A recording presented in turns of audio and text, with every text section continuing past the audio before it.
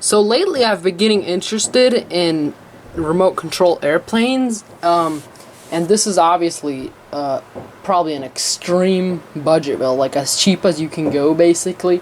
So I'm just gonna do basically a review and just basically how I built this. I know I'm doing this on the floor. It's a pretty giant airplane. There's no space on a desk or anything, so yeah, I guess that's okay. So the foam itself, I'm gonna start with the construction of the airplane. It's just Home Depot I think it's half an inch or an inch. I'm not sure. It's just a standard pink foam insulation. I buy this rather than regular foam because it cuts with a knife, and the white foam does not. The white foam crumbles everywhere and leaves a really nice edge. I'm trying to sort of make it look like a Cessna. Like, I'm not actually going to make it a scale, detailed model. I'm just trying to imitate the look of it. And as you can see, it has that really, the rudder looks really much like a Cessna's rudder, so as the back wing.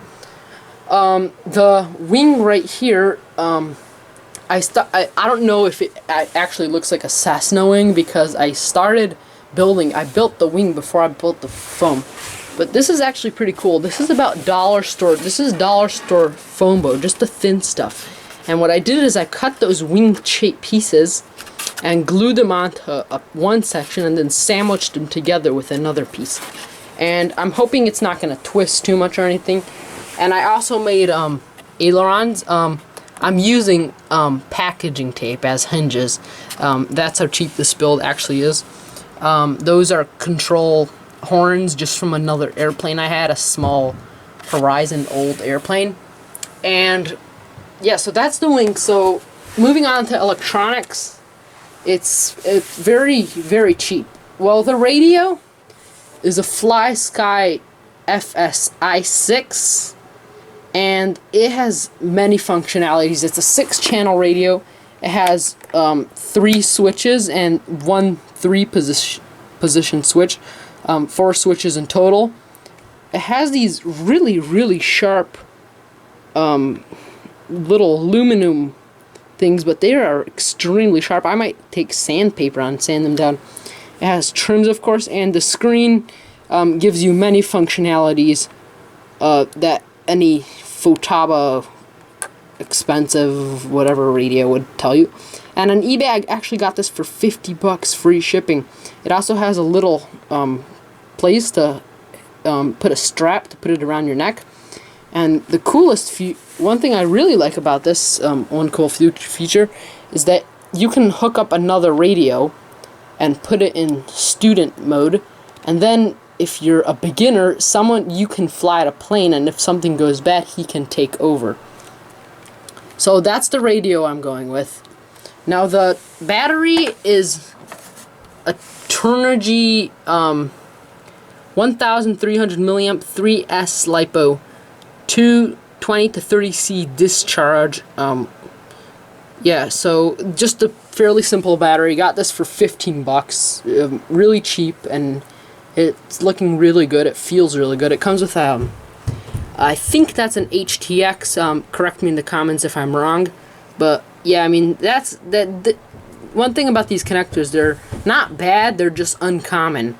But lately they've actually been starting to get fairly common in a lot of airplanes. So moving on to motor, I got a 30 amp ESC right in there. I made this little door right here to open and close. It's a Turnigy donkey. I hope this is a really donkey. It sure looks like a real donkey. I mean, feels like a real donkey. 30 amp ESC. It's capable of 2 to 4S LiPo, though I don't recommend you running the recommended prop on a 4S LiPo. That prop is a 12 by 6. It's pretty giant. There's my hand for comparison for such a small thing, and I'm sure you're gonna burn out your ESC if you run it with this prop on 4S. The motor is also a where is it?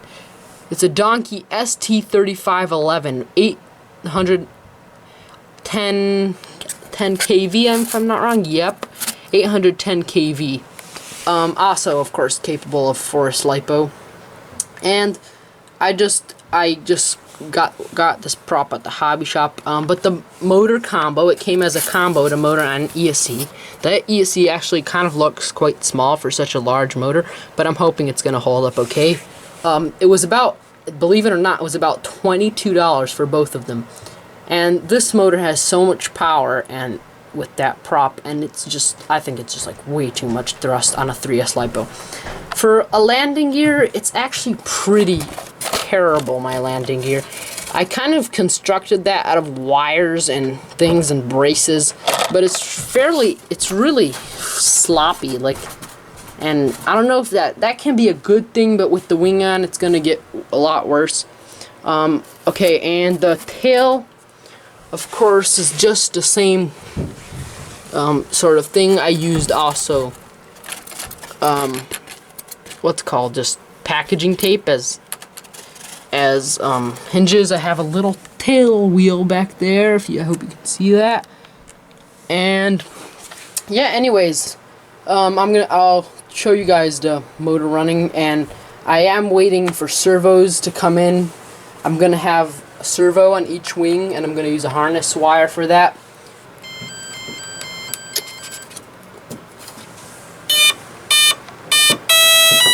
Okay, just talking back and forth to the transmitter. Put it in and shut the door. Let's see.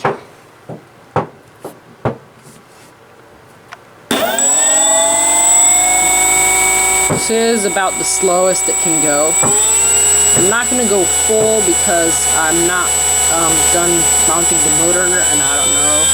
I'm going to go about half.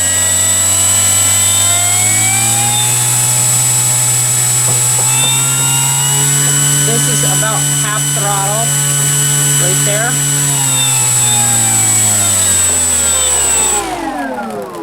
Yeah, so that thing, I guess, is a real donkey.